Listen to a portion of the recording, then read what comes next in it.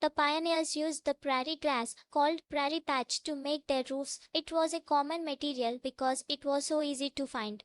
That makes sense. They just had to cut the grass and lay it over wooden frames for their roofs. Oxen were the most common pack animals for pioneers. They could carry up to 10 pounds on their backs. Wow, that's more than some donkeys I've seen. The vast prairies were covered with tall grasses that served as both food and shelter for the herds of cattle. And the settlers ate those too. Some pioneers made prairie bread from the roots of the grass. During the gold rush, settlers often ate prairie chickens and prairie potatoes, which were actually prairie dogs. I always thought prairie dogs were just fun to watch. Cowboys would use a cowboy's compass and prairie brakes to guide their cattle across the open prairie. I guess they didn't get lost often then. The first railroad across the continent was completed in 1869, connecting California to the East Coast. It made moving west much faster.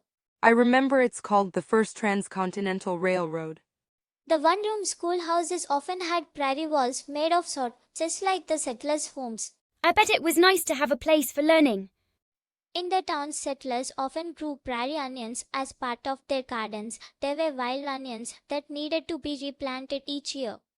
That sounds a bit different from what we have today.